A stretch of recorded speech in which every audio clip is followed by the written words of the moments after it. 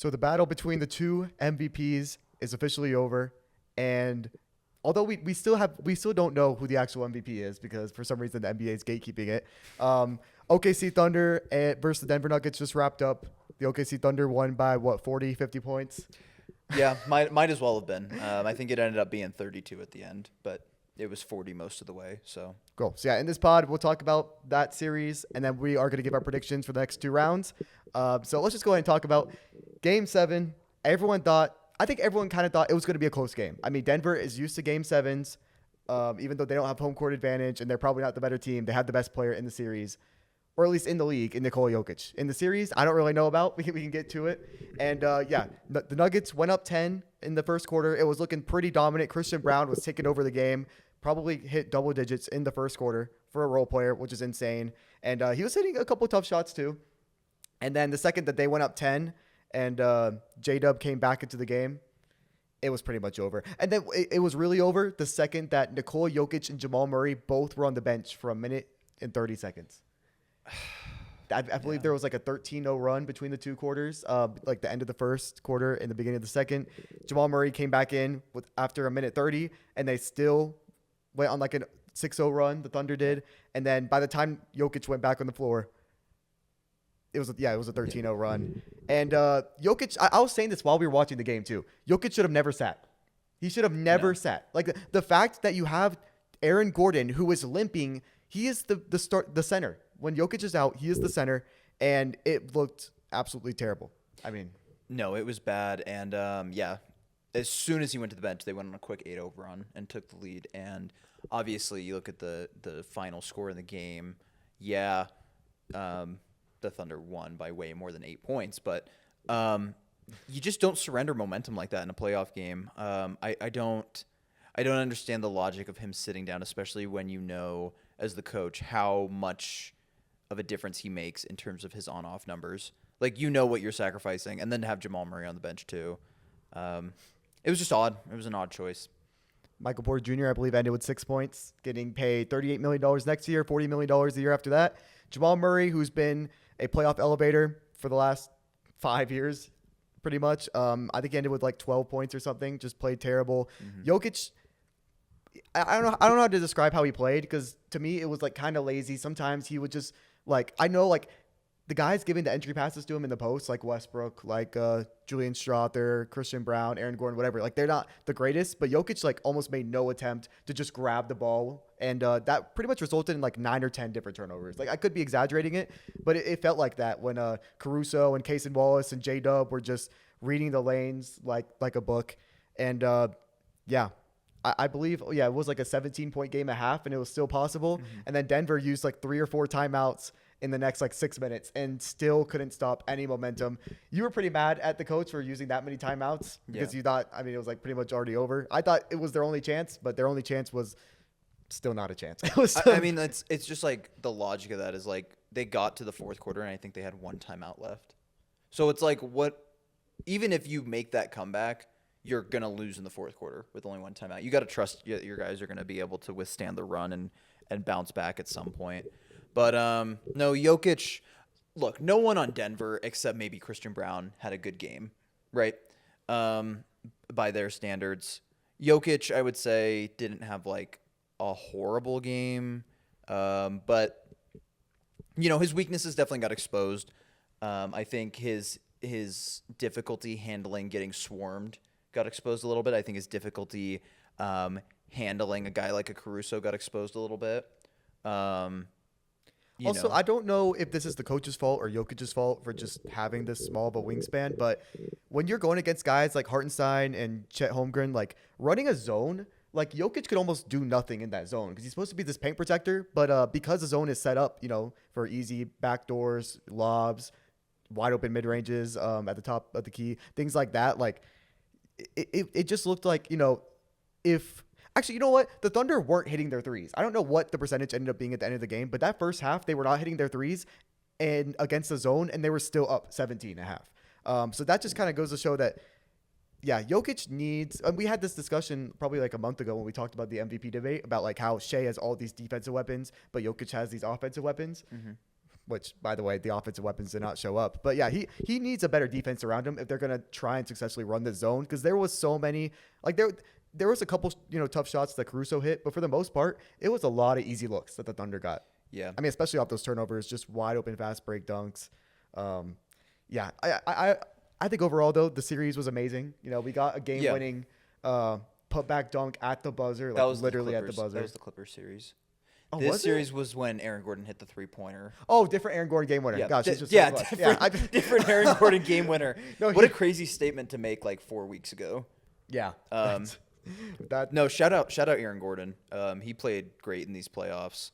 Yeah, and then we haven't so far we haven't given any credit to the Thunder. I think overall Mark Daigneault was a great coach outside of game 1, where he did decide, I think that collapse was the most brutal thing I ever watched, of them fouling up 3, but they didn't even give the Nuggets players a chance to go to half court or anything. They just immediately fouled up 3, which I always think is terrible, especially because the Thunder, yes, Shea is efficient from the free throw line, but if you can't get the ball to Shea, there's no one on the Thunder that's automatic from free throw.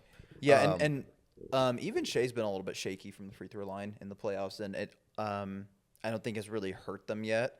But for a guy that has shot he shoots close to 90% during the regular season. Yeah, I think he's 82 right now. Yeah, so which far. Free throw numbers usually drop in the playoffs, but that's something to make note of going into this next series. It is, but outside of that first game, Mark Daigneault did great. Especially this last game 7. The Thunder are only up 16-17. It's not, the game is nowhere near over. Mm-hmm. He decides to start Caruso over Hartenstein to start the second half, and that was just an amazing decision. Yeah. Caruso, speaking of the guy, plus 40 in a game 7, just getting all the steals, guarding Jokic.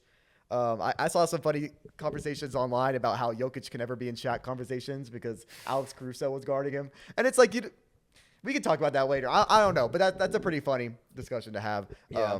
But no, Caruso, just throughout the entirety of the series, his offense was inconsistent. The defense is always there.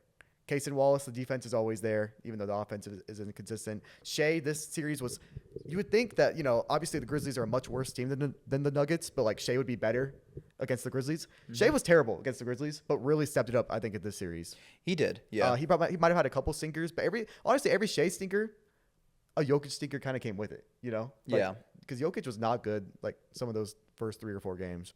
No, I mean, he was really good game 1, and then not good again until game 5 when he had 44 and 15. Yeah, no, he was dominated that game in a loss, which is that hurts if you're the Nuggets. But no, all due credit to the Thunder. They looked like the better team outside of the first 5-6 minutes of the game. And yeah, shout out Alex Caruso. J-Dub went from 3 for 19 in game 6 to 16 for 19 in game 7. If you told me that, I'd believe it, because that's how efficient he was. He was finally putting the team on his back. He just wanted the TikTok edits. He wanted a bad game so that he could get all these haters, so that you could show them in the beginning of a clip in black and white, and them hating, and then we all know J-Dub. He just does it for TikTok, So yeah. Another thing that impressed me was Chet Holmgren. I know it's not going to show up a ton, maybe in the box score, but he played aggressive in Game 7. He came out of the gate and was driving on people. He was shooting his open threes. He just looked more aggressive and more assertive, and the Thunder absolutely need that. Shea's great, J-Dub's great, but Chet is a guy that no one should be able to match up with when you look at what he can do on the basketball court. And if he's playing aggressive, the Thunder are a really hard team to stop. And I'm not sure we talked about it. I think Game 6 didn't happen yet, or maybe it did. Chet was even better Game 6, in my opinion. Chet, his defense, they lost that game, but he was the only reason they were in that game. And I think he had winning minutes. He might have been a +3 or +6 or something in that loss. Yeah. So just overall, this whole series, he's been great. It's only been for some reason, every time the playoff comes, it's only 2 times, so it could just be coincidence. But his 3-pointer has just not been on, but he's still found ways to be effective. And I mean, historically, I think we're a little spoiled with the great shooters we've seen. 3-point percentages do drop in the playoffs. Yeah. That's why the mid-range becomes so important. That's why guys, like Shea don't really see a huge drop in their play generally. I mean, we can talk about that a little bit. I do feel like Shea's play has dropped a little bit from the regular season, which he had an amazing regular season. So that's not. Yeah, but that's really using that first first round. Like just the second round, it is. It's like just the same, if not better. I mean, Or no, it's probably like the same. My thing about the second round too is Shea. I don't know. I watch these games, and I have yet to see Shea carry this team in a playoff game this series. At least I feel. I think he has definitely showed up down the stretch of games, which I give him all due credit for. I just have not seen him yet from the jump really take the initiative and go score, because he is a guy who could go get 40 or 45, but he always seems kind of content getting his like 32, I think that's the way the working defense with was him playing him. The defense is they are double teaming him. They're running a zone, but they're really centering Shea. They are really centering on him. So maybe that is just part of the deal. Also, I feel like Game 6 he was pretty good until he committed a stupid foul and got 4 fouls in the first half. Up until that point, I think he had like 14 points a half, which yes, that's only on pace for 28, but I believe it was like a low scoring game. Yeah. In general, I think these games have been pretty low scoring. So yeah, you can say Shea is a guy who can get 40, but when you're only dropping 100 points a night, 30 kind of is 40. I mean, that's true, but I mean, I would like to see him be more assertive from the start of the game. And we've seen great players who are not assertive at the start of games, and they are still great players. Steph Curry is the first one that comes to mind. He's a guy that will always try to get his teammates going before he does, and that serves to benefit the team. So, I don't judge the skill or ability of Shea for that. I just, in terms of him taking the reins. Okay, hold on. Sorry, real quick. Is there a player right now in the playoffs that's doing it better than Shea? As in, like, they're getting these double teamed looks and still generating throughout the entirety of the game. The only other player I could think of is like, besides Giannis, is like Jalen Brunson. But Brunson, honestly, he hasn't been that good in the first half of games. Like, you look at his total points, and most of them come in the fourth quarter. I mean, that's true. Yeah, I guess that is like, Mr. Clutch Player of the Year. So, especially like, I think it might have been like one of the first wins they got versus Boston. Yeah, like I think he ended up having like 29 points, but it was like the loudest like 15 points in the fourth quarter you'll ever see. No, Ant was like that too in the games where he was good in the last series. So, no, I mean, so I guess Shea should be better than those guys, but he's been. I don't know. I just look at Shea. I go, you are probably going to be the MVP, and I just want to see that out of him. And we can talk about it later, but I think this series coming up is going to be the perfect opportunity for him to really assert himself, or for another guy to assert himself. It's going to be big in terms of a lot of the narratives that come out about who the next face of the league kind of is going to be.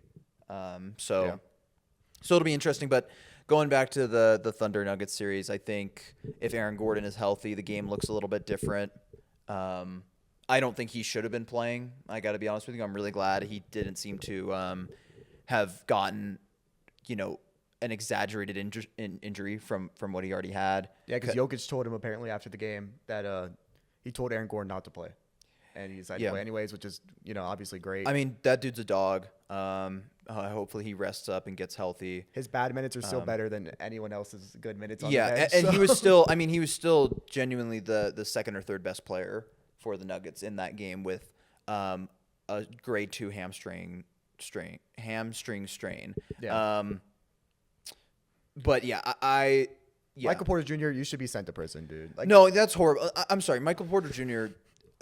What a horrible Game 5 and Game 7. You know what I mean? If he's even remotely decent in Game 5, they win that game. Maybe you have a bad memory. I don't even remember him being good Game 6.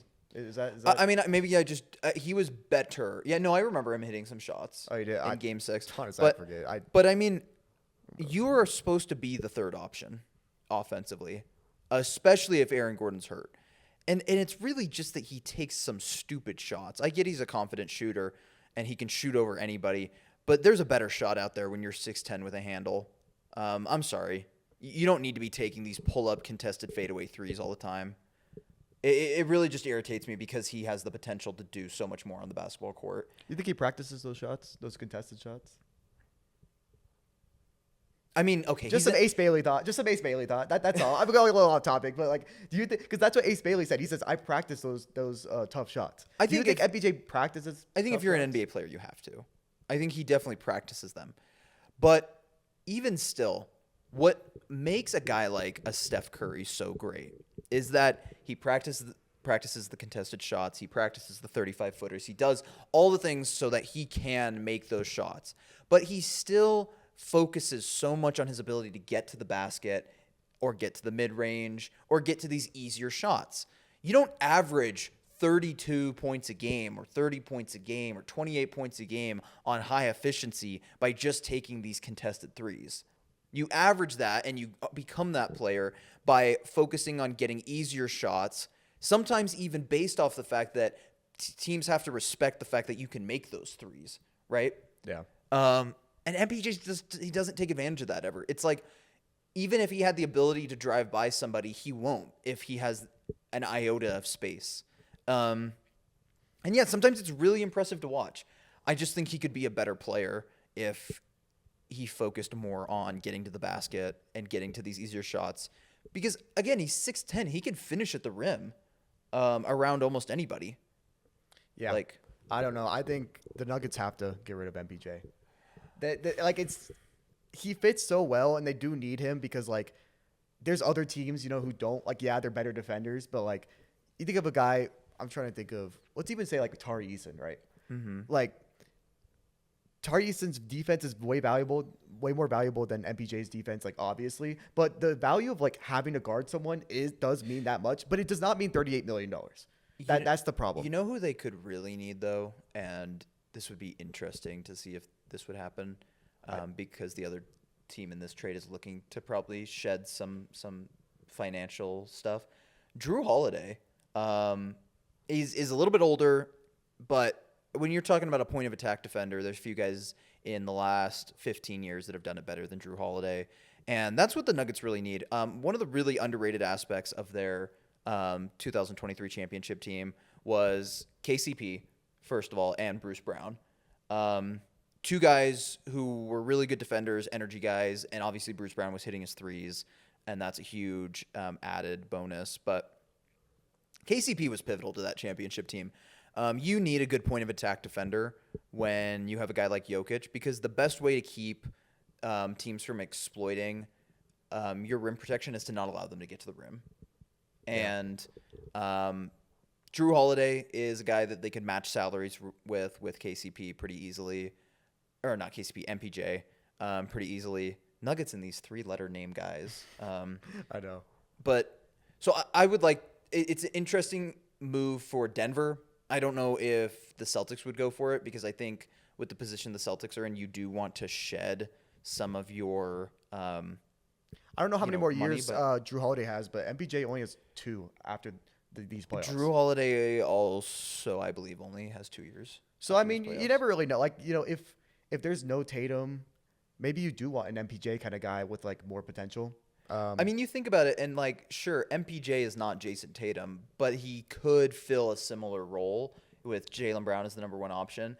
And then at the very least, you as Boston can go, we can try to be competitive this next year, right? I still don't think Boston just tanks. You know what I mean?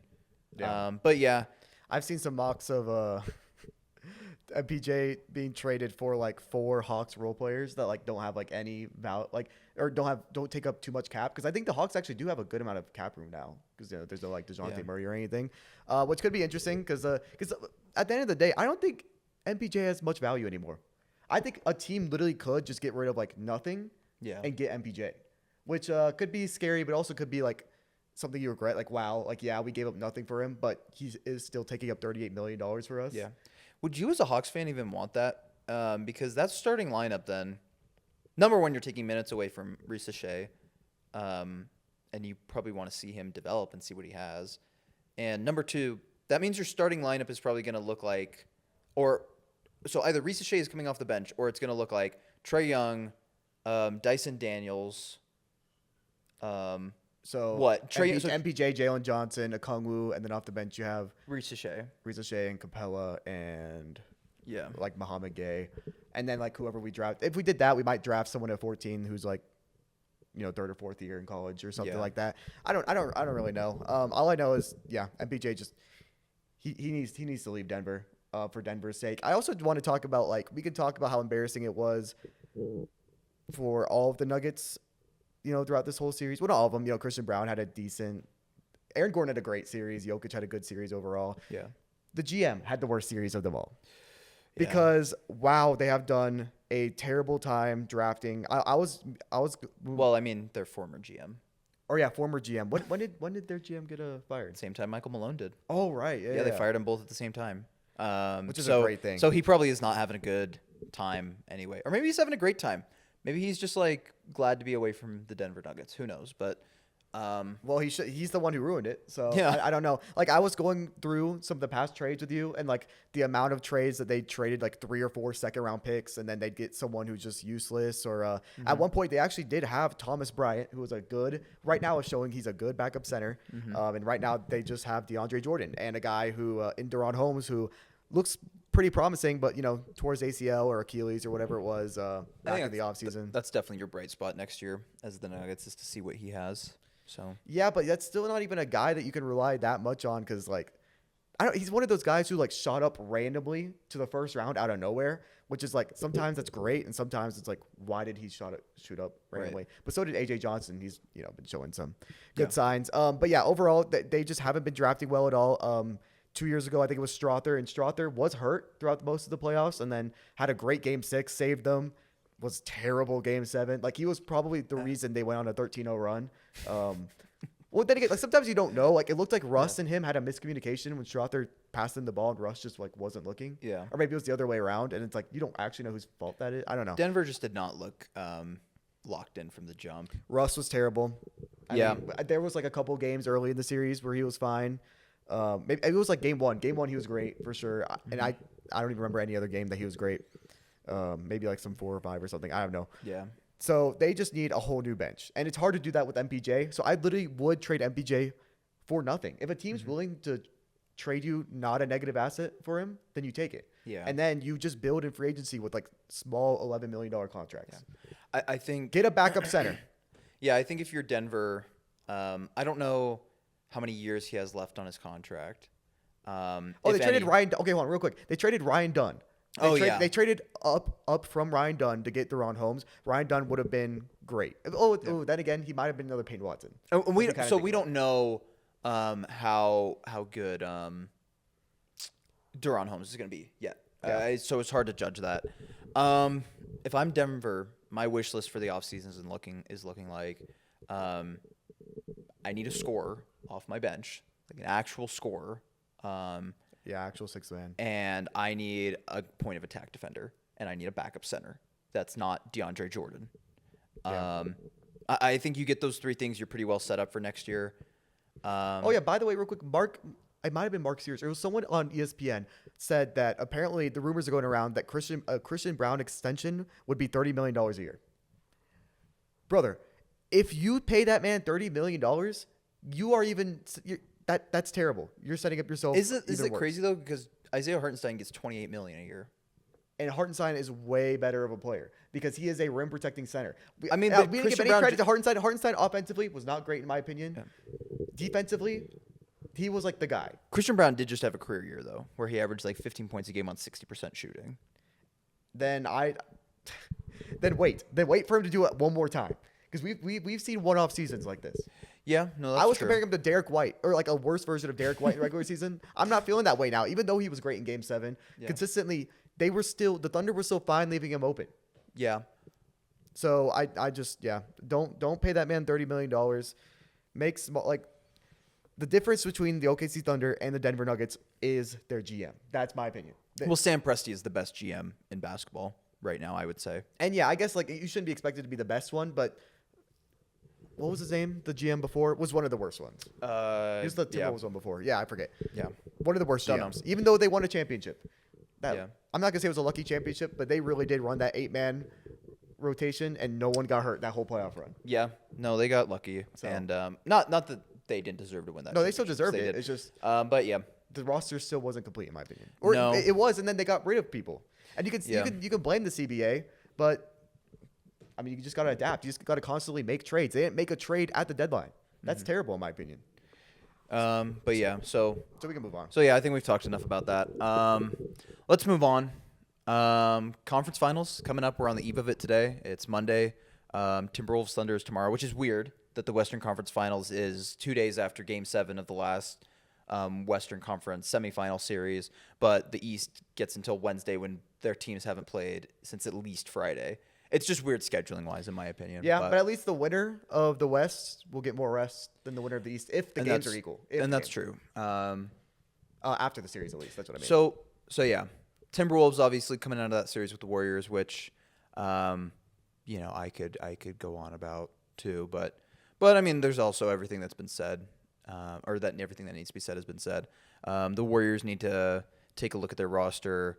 I hope they bring back Jonathan Kuminga, but what I'm hearing does not sound promising. Him playing good hurt the Warriors. I genuinely think a sign and trade is going to be the most likely course for Kuminga.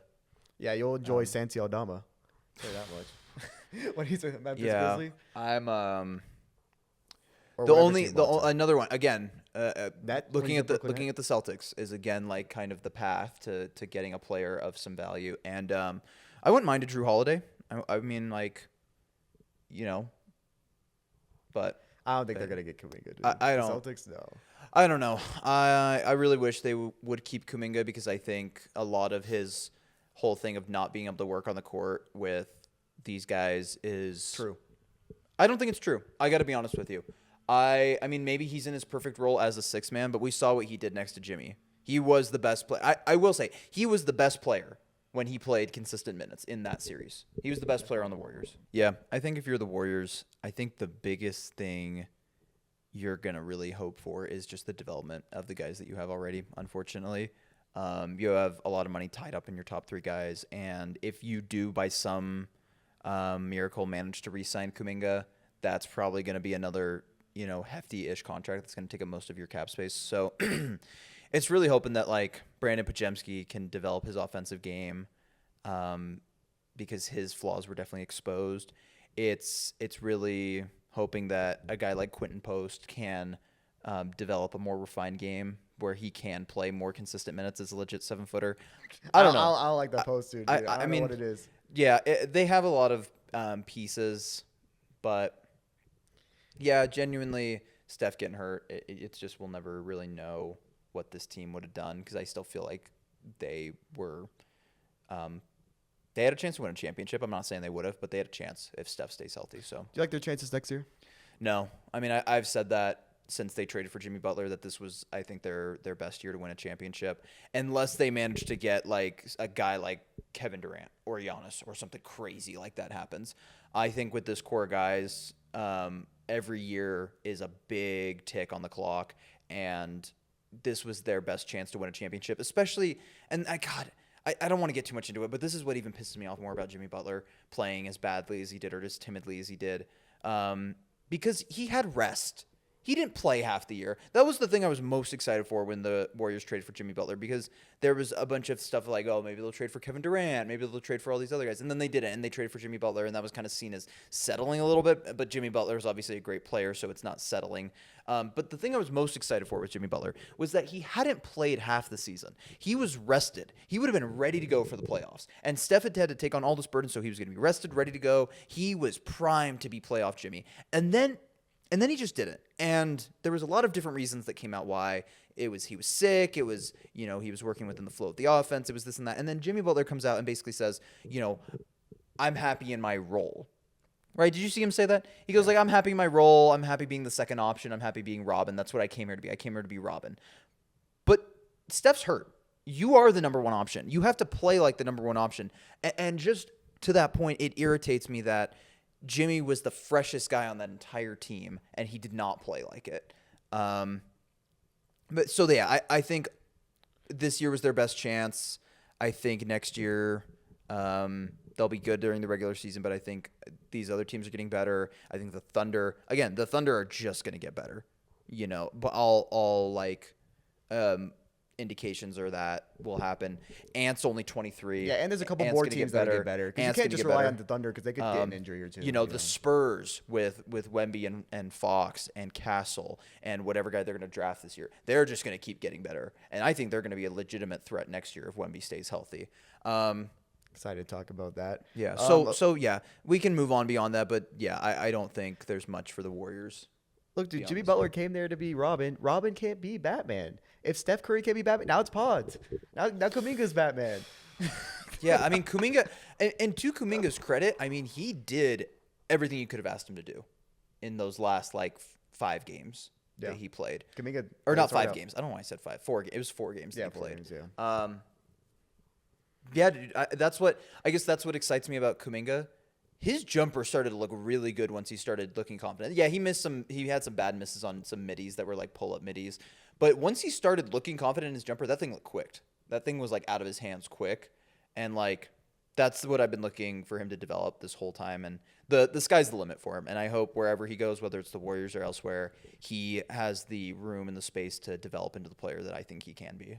I mean, I don't know if you know where I stand, but like, Kuminga was never built for the Warrior system because as long as Steph Curry's on the Warriors, it will be that flow system of constant off-ball screens and movement and all that. Kuminga's built more for any other team, just like a regular NBA offense. Which I mean, right now there's a lot of elite offenses that aren't similar to the Warriors, but are still based off of cuts and stuff like that, and those are the ones that are thriving. So maybe Kuminga, I'm saying he's built for a team that isn't winning right now, but like.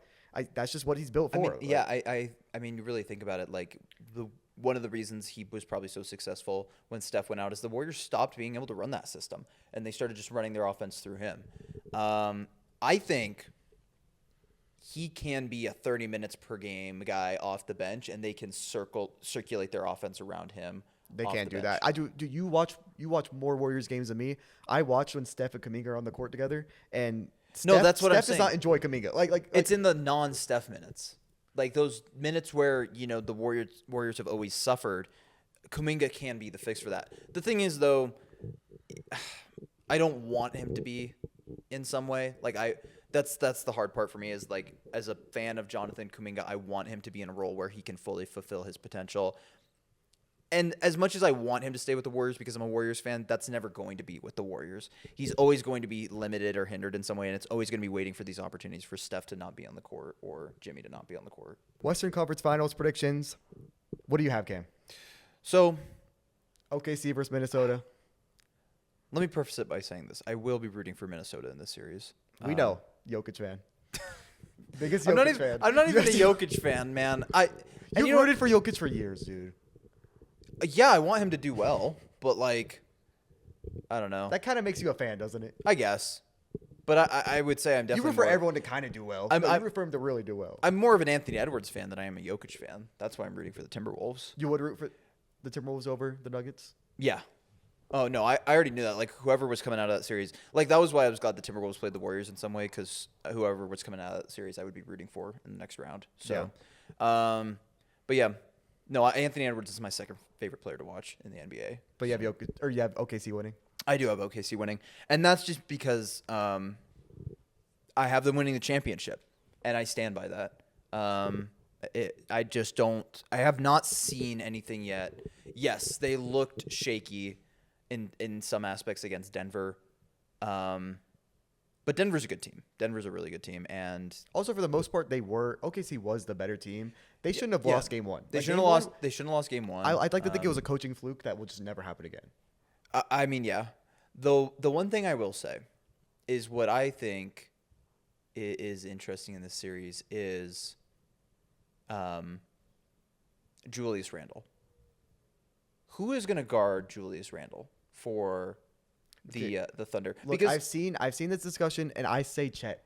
I understand that Julius Randle has 30, 40 pounds on Chet. You could even say more, and I wouldn't be mad at more. 150 pounds? 150 pounds. Yes. Okay, let's say that. Let's say Julius Randle has 150 pounds on Chet. Yeah. Wait, who are they comparing? Oh, Caruso. It was Caruso and Jokic. Yeah. Chet's still mobile enough to relatively stay with Julius Randle, and he has the length. I think Jokic is different because Jokic strength is way different from Julius Randle's strength because like Jokic's strength is literally like posting up. Yeah. Chet, like it's hard for Chet to guard those kind of post-ups, but if it's just a drive, we've seen it in college, we've seen it just in the regular season. Chet can guard strong drivers. Yeah. I think that's actually like, it's not like a specialty of his, obviously. Ideally, you don't want to be 60 pounds lighter, but his length is that insane versus Julius Randle, who's still a very tall, 6'9", maybe 6'10" player who can handle the ball. And I'm not saying it's like ideal for Chet, but I think Chet can hold his ground enough where Yeah. it's like it's not this really bad mismatch. It might be like a kind of bad mismatch where obviously it's not ideal, but it's not something where you have to double Julius Randle, in my opinion, unless he's really showing that he's like shook up and he's making bad passes. That's the only time. And you know what? I also will say this too about Minnesota. Number one, Jaden McDaniels needs to be big for them in this series. Rudy Gobert, we're gonna see how that works. I think it's a good matchup for Gobert. I think it's a good matchup for Gobert, but also I don't think Chet or Hartenstein can play Gobert off the floor. I don't think so. And they don't have the shooters to play him off the floor like the Warriors But do also, with Curry. the reason that Gobert has been dominant in these first two dominant I use sparingly. He's been really good in important games in the last two series because he played small guys. Oklahoma City's not small, and they have no reason to ever be small on the court unless they want to go with J. Will off the bench, and then they're a little bit smaller. But that helps Gobert. You think them going small? No. You think them being bigger helps Gobert? Because I don't like the idea of relying on Gobert to be big. Because I get that's a good point. That did not work. I'm sorry. It was only one game from each series. In both series, it was the elimination game where Gobert, he had 17 points in that second or in the game 5 last round. 17 points isn't even dominant, and he should have had more points in my opinion. I would hate to rely on. I mean, let's not underrate Draymond Green. Oh, right. But Draymond wasn't guarding Gobert, was he? It was Jimmy or Draymond. I mean, they kind of like alternated. Then I'll underrate Jimmy. Jimmy's not meant to guard Gobert. I'm sorry. Yeah, no, Jimmy. I mean, you had even mentioned that like you could put Jimmy on Gobert at the start of the series, and they did, and they did, and it was pretty successful until Game 5. Yeah, when the series was already over. Yeah, unless they won and Steph came back in Game 6, and then it's a series. But yeah, so I think the opposite of people when I say it's good. It's not that good for Julius Randle, but it is good for Gobert. Yeah. But yeah, with that being said, though, I think I have OKC in 6. I think 6 is fair. Even though I like the idea of OKC winning their elimination game at home, but 5 seems kind of crazy, and 7, it's not going 7. Then again, I said that about the Celtics winning. I said that about the Cavs winning. I said that about the Thunder winning. And in each series, they either lost or it went 7. So I'm pretty wrong normally. The one thing I will say, too, about the Timberwolves is they can't blitz Ant in the same way they can blitz, like, other guys. Because Ant does have good court vision. And he's also strong with the ball, right? There are times where he gets a little lackadaisical, but, like, genuinely, like, when you have a guy that's that like physically strong, it's gonna be harder to blitz them. Yes, however, if you can blitz Jokic, you can blitz anyone.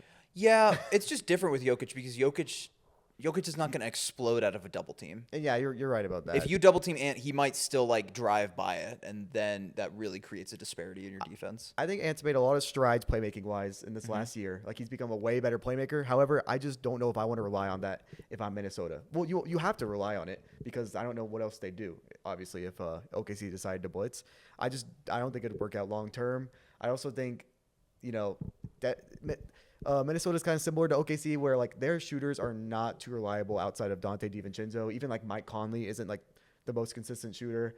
I guess like Naz Reid might be second outside of like I'd say Ant. Ant's still like consistent because like he takes the tougher shots because he has to.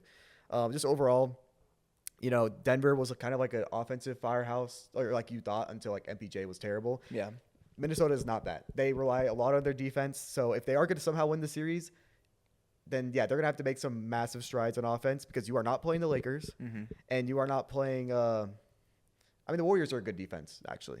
Yeah, even without, Steph not being on the court doesn't really affect that too much. Even though Steph's been a good defender. He's a much improved defender. But the one, what I'm most excited for this series though, is Shea and Ant will be matching up, not just in a team versus team sense, but in a player versus player sense because they both play the same position.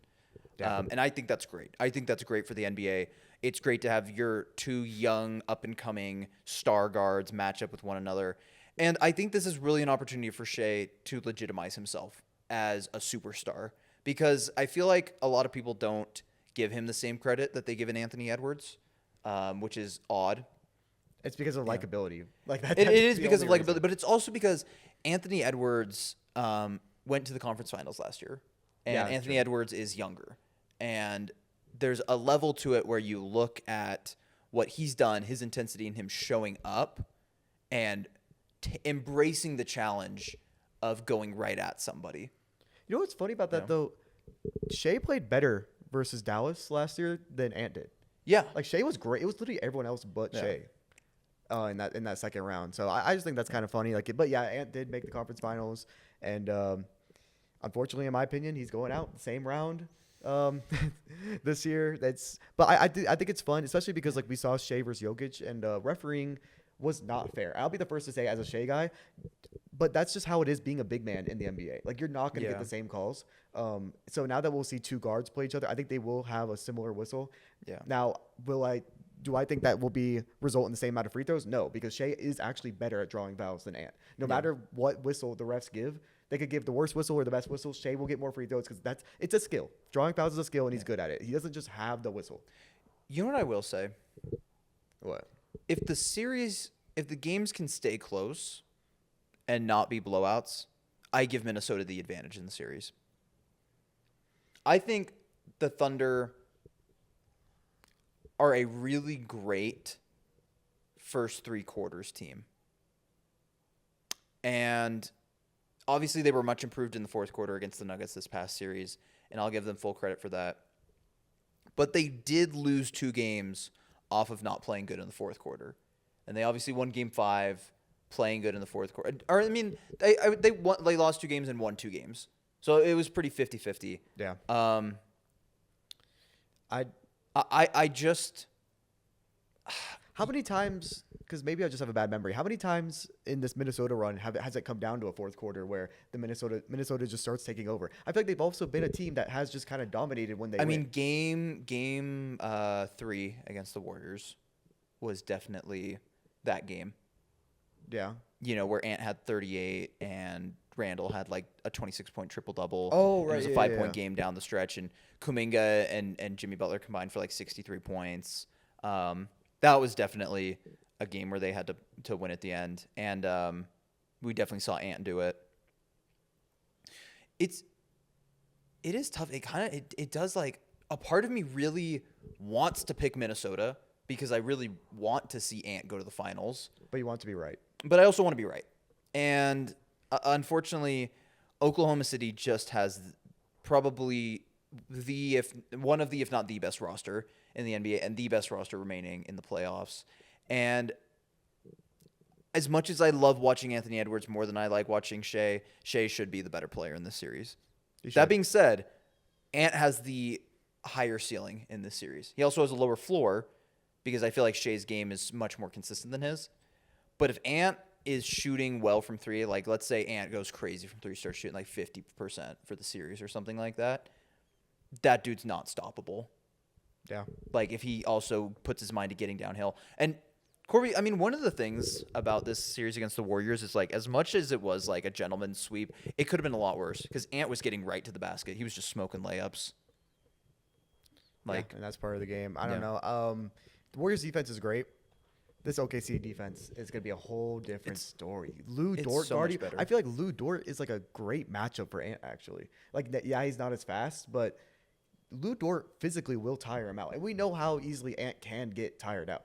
We saw it, him guarding Kyrie Irving last year. Can he easily get tired? I mean, I guess, but that's on the defensive end. I mean, I feel like just as much you can get tired out on offense as well. With Lou Dort guarding you, like every time because like if these refs do let him be physical. Yeah. If the refs let him be physical, it favors Minnesota, though, because if they put Ant on Shea and let him be physical, and then it's going to – I mean, Ant's a great defender against Shea. You think you're going to – Or Jaden McDaniels, either of those two. But Shea's just going to – if you let him be physical, Shea's good at drawing fouls.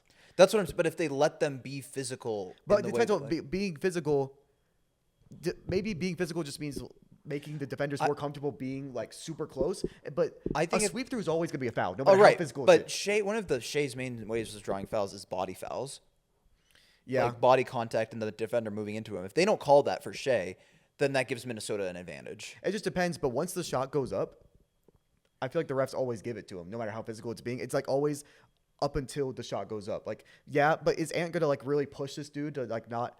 Is Ant going to stop Shea from getting to his spots by being physical? I don't think so. I don't think Ant's that physical. Did he not kind of stop LeBron from doing that in the first round?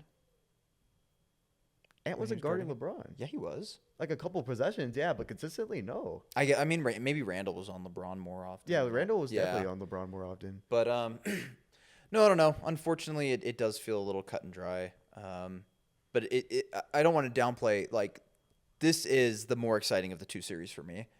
And I actually disagree. Really? I can't wait for the East matchup. I mean, I'm very excited for it too. But when you talk about a couple of headliners, but when you talk about fun basketball, I always favor offense.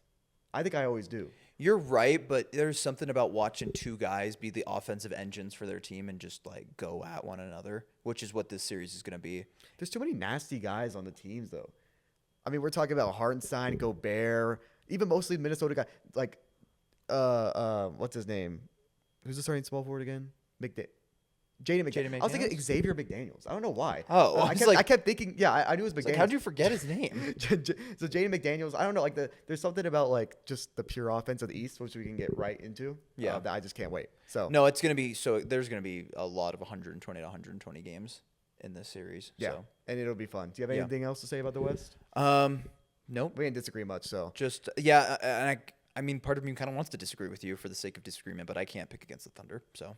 Well, I'll be the one to take the risk this I'm sure you will. Series. I already know what direction you're going. I'm taking Pacers in 7. Yeah. No, Knicks in 6. So this will be the Knicks throughout the entirety of the season were not a defensive team at all whatsoever. Wait. Am I thinking a bit wrong? Maybe it's the wrong season. No, they were. I don't know. Overall, the Knicks have Jalen Brunson and Karl Anthony Towns. No matter how good the other 3 defenders are, it's always going to be an offensive series unless the refs just let them be extremely physical like it was with Detroit versus New York. Mm-hmm. The Pacers are they've always been and always will be an offensive team. They will always, push the ball no matter how the game is going. They're going to play as fast as they can with Tyrese Halliburton, Miles Turner. And overall, I'm taking the team that, and it might be stupid because, so there's a graph of like the most consistent perimeter shooters right now in the playoffs. 2 of the 3 players are Aaron Nesmith and Andrew Nembhard. So the Pacers have 2 of the 3 most consistent playoff shooters from outside. Mm-hmm. And maybe that isn't consistent, but to me, it kind of is. I think this Pacers offense is that good. I think since January, they've probably been like the 3rd or 4th like best team in the league, like net rating wise specifically. Yeah. Maybe the top 5. I don't know, but it was somewhere around there. Like when you talk about winning games, they might have the most wins since then. They've really turned that team around. Tyrese Halliburton is obviously a star. Now, will he outplay Jalen Brunson? I don't know. But what I do know is I love what I'm seeing from everyone else. Andrew Nembhard's had a couple stinkers, but outside of that, just consistent, just hasn't been missing. Aaron Nesmith is a fighter. Like, he is really their only, like, defensive guy, if you want to give him titles. But he's still like offensively been making his jump shots. Just like he actually has been, which for the better or worse, been attacking mismatches and taking like tough mid ranges, which maybe you don't want that. Yeah, you probably don't. But it has been going in. Miles Turner has been way better than I ever would have expected. Like shooting the ball, pulling up from mid range, just overall in general. He wasn't. I thought he would be a total liability against Jared Allen when it came to rebounding. That was not the case at all. Pascal Siakam has been. I'll say it. He's due. He's due to be good. Oh, he's due. Yeah, he's due. Due factor. Due factor because he has not been good. Overall, this Pacers team will out offense. I think offense can win championships. I think this is a prime example of when offense will win championships. Tyrese Halliburton in the Garden, in front of Wally Zerbiak. We'll prove him wrong. There's many reasons that this series is good. That's one of them. Obviously, the historical part of Pacers versus Knicks. And overall, I think the Knicks, I never have, and I never really will believe in just the offense of guys like Mikal Bridges and OG and Josh Hart. And also like. But you'd believe in the offense of Andrew Nembhard and Aaron Nesmith. Because I see them as legit shooters. I think they always have been legit wait, shooters. wait. Hold on. You don't believe in the offense of OG Anunoby and Mikal Bridges? Maybe a little bit more Mikal. I do. Two guys who have respectively averaged almost 20 points per game in a season in their careers. But you want to believe in the offense of guys who averaged respectively, 10 points a game during the regular season? But what were they doing? When OG was scoring 20, it wasn't next to Kawhi Leonard or anything, which, I mean, that's pretty much what Jalen Brunson's been for this Knicks team. That Mikal Bridges on the Nets was nasty. I don't care if he scored 20. It was like inefficient. It was like bad hoops. I did not enjoy watching it. And I like Nembhard. Also, one more thing before we start disagreeing, I wanted to say is we are predicting it. We are not predicting if both teams are healthy. If there is a team that's going to be determined or that's going to be broken down by injuries, one, it's more likely to be the Knicks because of the way that Tom Thibodeau coaches. But also, if OG goes down, that's so much more huge than if Aaron Nesmith goes down or if Nembhard goes down. You know 100%. what I mean? So if they're healthy, he's a more valuable player. Yeah, Like but also, he's a better player. I think the starting five of the Knicks is in general better. But like the Pacers bench has been crazy. I didn't even get to like Thomas Bryant's been good. No, Obi Thomas Toppin, Bryant's been great. Benedict Matherin's a great actual like sixth man that someone like Denver didn't have, where he actually is there to score the ball. Like that's what six men are. You can have a good defensive six man, but their role for the most part is to score the ball. Yeah, and that's what Mathurin is, and then TJ McConnell. I mean, yeah. Look, the Pacers have been great throughout this whole run. Tyrese Halliburton, I think, has finally solidified the proving everyone wrong. Yeah. Like I think you got to give Tyrese Halliburton his respect now. The thing about the Knicks, right, versus the Pacers, is the Pacers do have a lot of great role players, and we've seen a lot of runs to the finals where, role players just play. That's the thing. It's not even that they're great role players; it's that their role players are playing great, right? That's hating. What? I don't You think it's they're hating. great role players? I don't think it's hating. I think OG Anunoby is a great role player.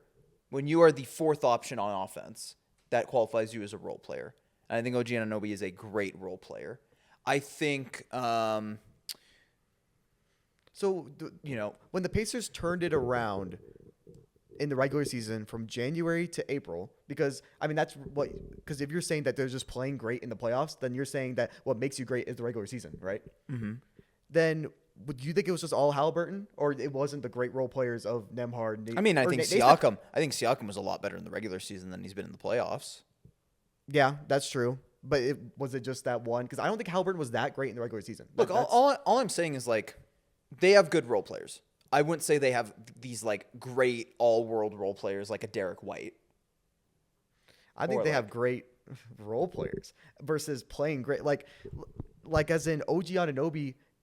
Yeah, Aaron Nesmith is more of a role player and plays his role technically better than OG Anunoby. OG Anunoby can give you 20, but that's just like not ideal because like the shots he'd be generating versus like Aaron Nesmith's never going to generate. He's never going to generate a shot. He literally just plays his role. And that's my other point too.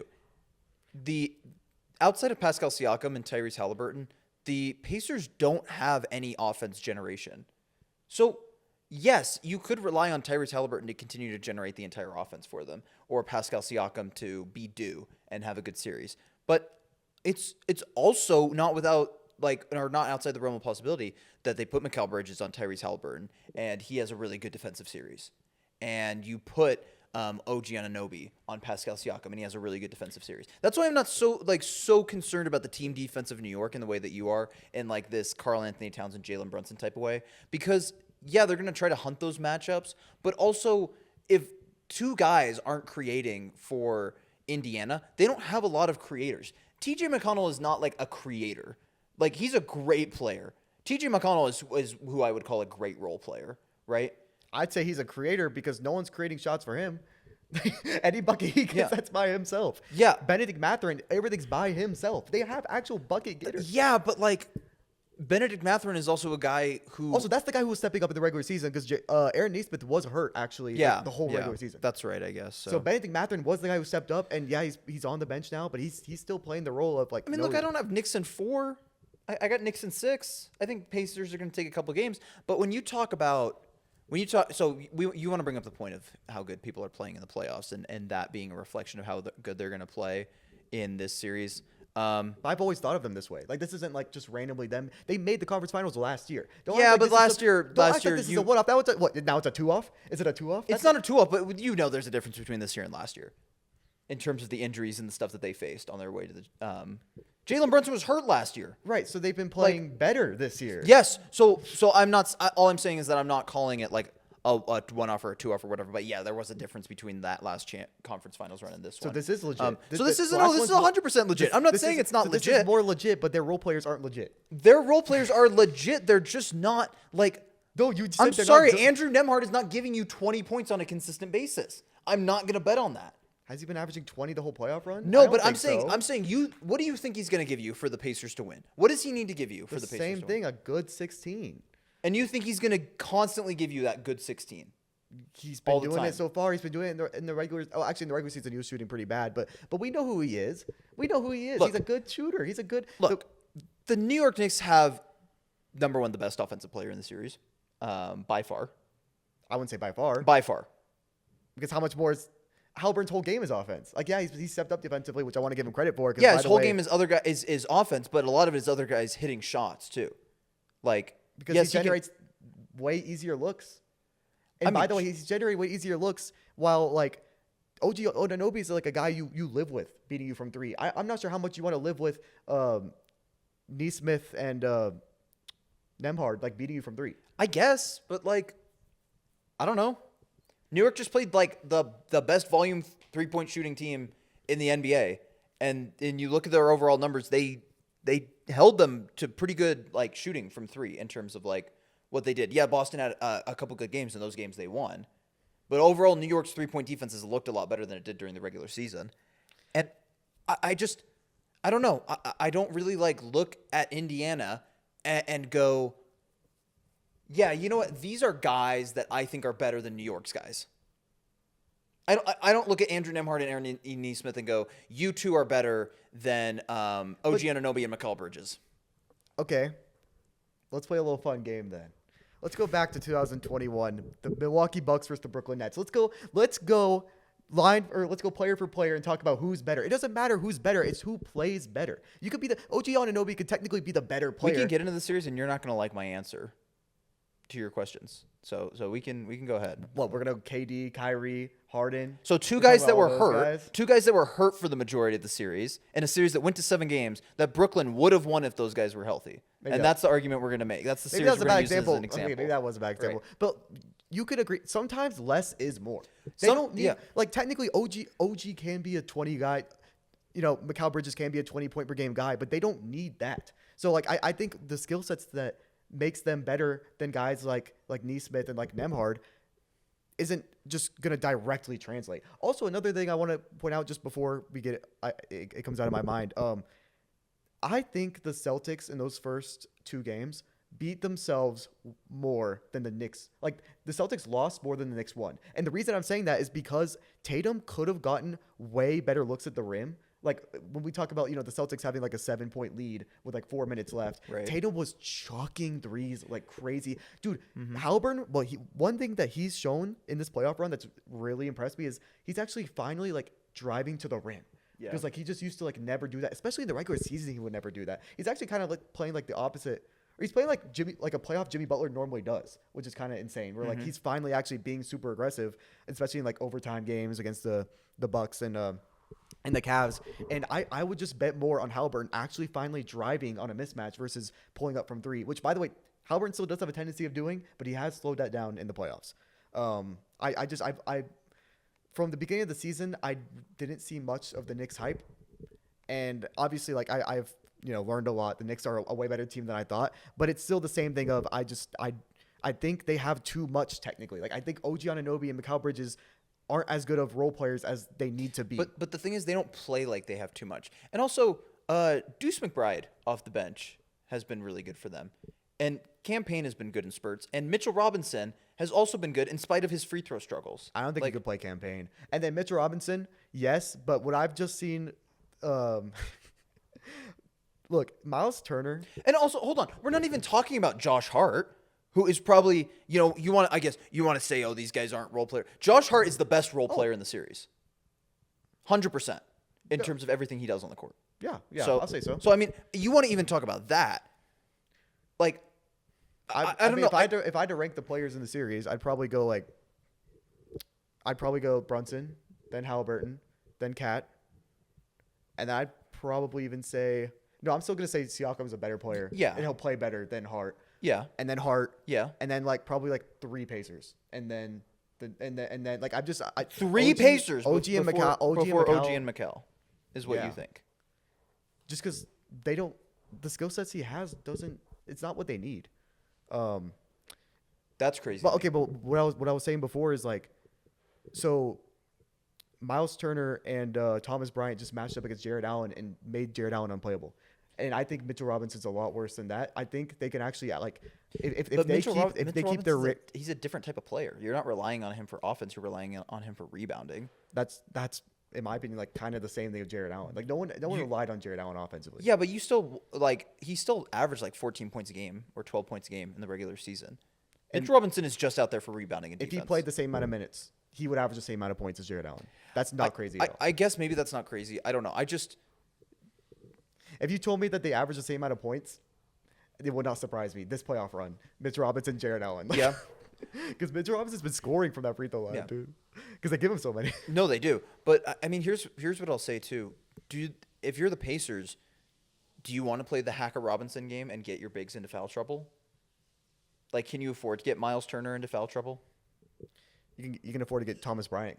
So if Thomas Bryant's Sure, in, yeah. if both backups are in, then yeah, you do. And sure, that's a good point though. But, I mean, look, I feel like we've had pretty consistent philosophies through this playoffs. You have gone more about like the team build and what just overall, general, just like how general the role general, players. I've been how way the more role rosters player. constructed, the role players, all that, and I've gone for star power.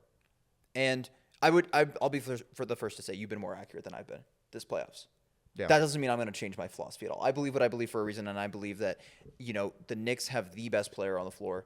And no, I don't think it's close. I think Jalen Brunson is a level above Tyrese Halliburton. I don't think that you look at those two guys and go, they're on the same level, and one's just a little bit better than the other. I think Jalen Brunson is creeping into the category of best playoff risers ever when you look at his increase in points per game. And you mentioned that even before the playoffs started when we were talking about Jamal Murray, and you mentioned Jalen Brunson in that same vein. And I didn't agree with you then. I'm starting to agree with you now. I think in terms of you get down into the clutch or you get down to a game you need to win, I'm trusting Jalen Brunson to give me buckets more than I'm trusting Tyrese Halliburton to give me buckets. And I think this series will come down to that because it will be so high scoring and so fast paced. There will be times where the game does slow down and you need a guy to just go get you a bucket. And I mean, so that's fair. One thing I will say about the Pacers' last 2 playoff runs, though, is like there's been a lot of Nesmith and Nembhard game winners. Mm-hmm. So I feel like, yeah, you obviously want the best player to take the last shot. And honestly, like this playoff run, though, specifically, it has been Halliburton taking the last shots and making them. But if Halliburton does have to rely on someone else, that's the team that will most likely be successful relying on someone else. Right. But I'll also say, like, I think there's a difference between, like, I don't think one playoff run makes you, like, yeah, one playoff run doesn't just make you a better player, technically. Like, it's just all about, like, your skills. Right. So I think Brunson, just on a basketball level, is way better than Halliburton. Yeah. But if we talk about how they've been playing these playoffs, and, like, let's say that how they've been playing so far rolls over to the next round, it's been pretty similar. I think it's pretty close in my opinion. I mean, Especially, like, consistently through 4 okay, quarters. you could maybe you give them that playoffs comparison, but like, I don't know, just Jalen Brunson's overall body of work. And I do also want to say, it's the conference finals. It's typically a time where we do see certain role players tighten up, and I think that could happen for both sides. I think that could happen to OG Anunoby. I think it could happen to Mikal Bridges. I think that could happen to Aaron Nesmith. I think it could happen to Andrew Nembhard.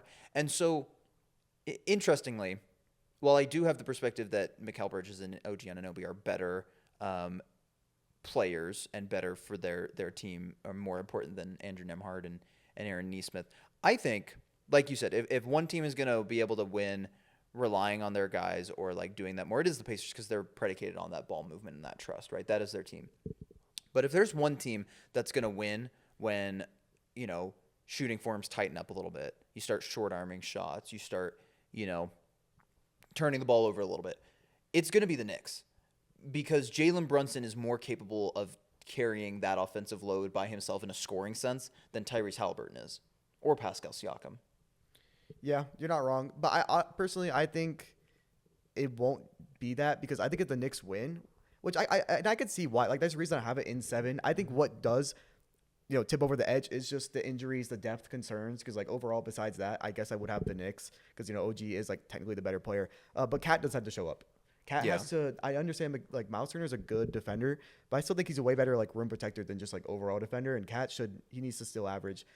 I don't see a way that Cat has a bad series and Brunson has an amazing one and the Knicks win. I think literally Cat. Which is why I think Cat will have a good series. And that's fair because Cat's an amazing player. It's not the best defense in the world to play against in the Pacers. Like I do think, when it comes right down to it, it's tough because it's like, what version of Cat are we going to get? Are we going to get the version that's closer to a Pascal Siakam, or are we going to get the version that's closer to a Jalen Brunson and how Tyrese Halliburton has been playing? Yeah. And I think he is generally closer to that Tyrese Halliburton and Jalen Brunson level, and I think he can show that this series. Yeah. So I hope he does show it. Just for the sake of, I've always rooted for Cat, even though I really don't like Knicks fans. Just in general. I respect Knicks fans, dude.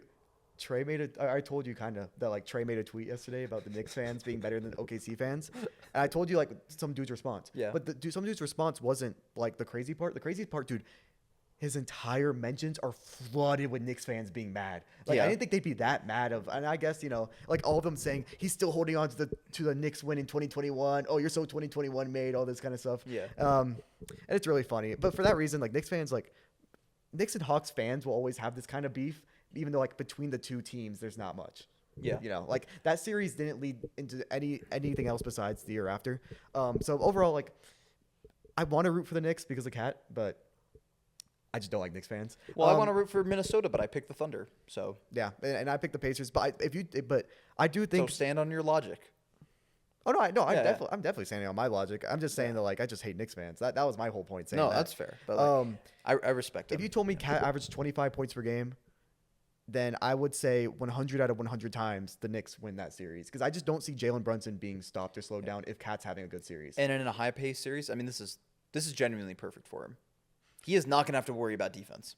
Yeah, which is great for him. So, it all just relies on Cat. So I'm not really saying – I think Cat will have, I think he'll have a good series.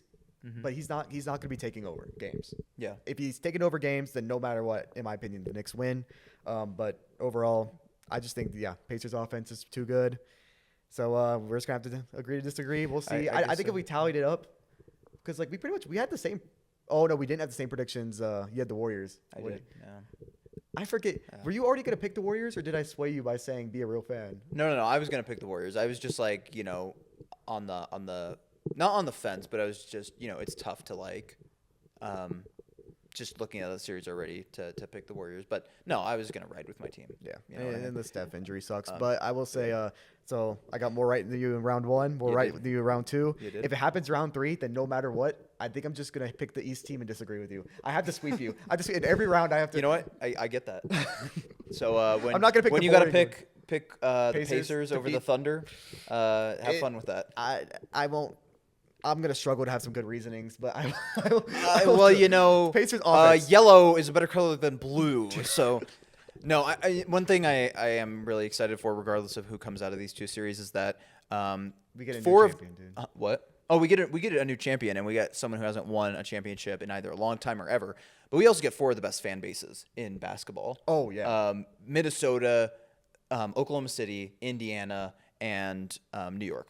Those are 4 of the best fan bases in basketball, I think. I'm not glad there might be a polar bear in Texas right there because I'm not sure about Minnesota. Do you think they have one of the best fan bases? Yeah, I mean they show up like I think it was like the Warriors or something instead. Like the Warriors are. Corby, don't even get me started on that San Francisco ass fan base that the Warriors have now. I guess if you're talking about specifically the arena, then yeah. Like let's talk about. I'm talking about the arena. Oh, okay. I'm not talking about I'm talking about who shows up in the arena. And yeah, sure. When the Warriors were playing in Oakland and they had a bunch of people come into the game and that was their whole event. Like that was their event. Their event of the week was coming to the game and screaming their lungs out. Now you got a bunch of .comers coming to the game who won't even like wear the shirts half the time and just want to go there to be seen. Oh, it looks bad, dude. Yeah, don't even like it was a little bit better during the playoffs. I'll give it credit for that. Like the Warriors chant was nice. All that going on was nice. I liked the energy. I'd like to see that be consistent, but yeah, don't So yeah, we can. Don't compare the arenas of those other teams to what's been going on. So yeah, Minnesota is a great arena. the I'd still Warriors, say so. that the other three have a tier of their own. Like the Pacers games literally feel like college basketball playoffs. Oh Like, yeah, because I mean, Indiana Hoosiers, like that's who they are. Like they live and breathe basketball in Indiana, which is kind of crazy. it's super fun. Yeah, OKC obviously like they. Besides those stupid fans, it's like 1 out of like 100 that want to wear a different shirt. Like 99 of them Yeah. have the same shirt, whether it's the blue Yeah. or the white, and it's cool. And then obviously Madison Square Garden. Like Oh, we're yeah. gonna get some, as long as ESPN doesn't mess up the audio. Like we're gonna get some really cool basketball. Yeah. Like, we'll feel the environment Which from home. ESPN does mess up the audio It's sometimes. I and love it's- TNT. I hate TNT it. has such a better audio Yeah. mix, which is like stupid. Like I don't know anything about audio mix. Oh, I guess I run a podcast Yeah. or whatever. But like for the most part, but you can just tell as a casual fan, like wow, this game feels so much more different than this one, and I'm just watching it. I feel like the from- benefit of TNT is they will let their announcers get drowned out by the fans. Yeah, But ESPN doesn't want that to happen. because ESPN sucks. Yeah. But yeah, also we get either I think 3 of the teams are gonna win a championship for the very first time, and then the Knicks haven't won in 50 years. I mean, Oklahoma City is like, Oh, technically with like if it depends on if you're on the Jeff Van Gundy boat or not. You've seen that clip of him talking about Oklahoma City? no, I don't think so. So it's a game from like 10 years ago or 12, 13 years ago, whatever. And it's a Oklahoma City game, and it's a blowout because, of course, that's always when Jeff Van Gundy would like have the space and time to crash out. Yeah. He would crash out in close games, though, too. I wouldn't Yeah. even give him that No, he luxury. definitely would. But they something about them making the playoffs for the first time since like Seattle or whatever. And Jeff Van Gundy just goes, "Stop comparing Oklahoma City to Seattle. They're different. They're different teams." Like legitimately, I've never seen him be that. Well, I'm not even gonna say that, but he was very angry. I'm with him. I think they are different. I don't see him like Different fan bases, different like they changed both the city name and the team name. Like Yeah. that has to be a complete different team. Yeah. So yeah, I think they're different. So in my opinion, that's the Thunder's first Yeah. championship. And Oklahoma City like has never won a championship in any of the 4 major sports. So No, so that would be obviously great. Obviously Indiana.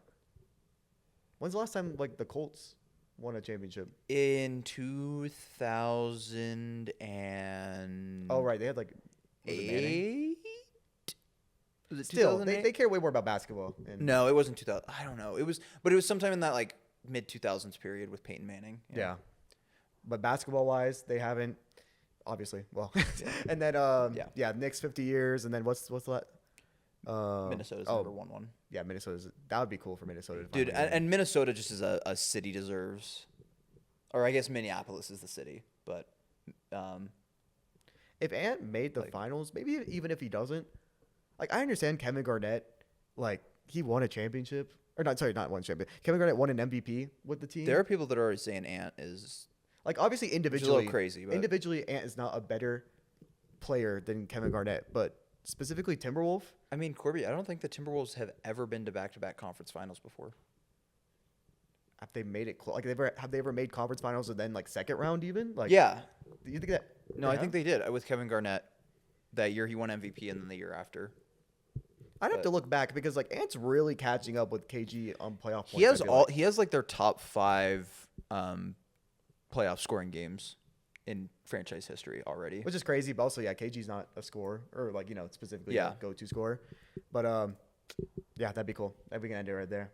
Yep. All right, if you guys Great. enjoyed, like, comment, subscribe, give your predictions down below so that you can go ahead and claim your turf because I'm not switching up. Claim it. 40 acres and a mule. In the comments for you. Today only. PJ Tucker 5 threes. Peace out. Peace.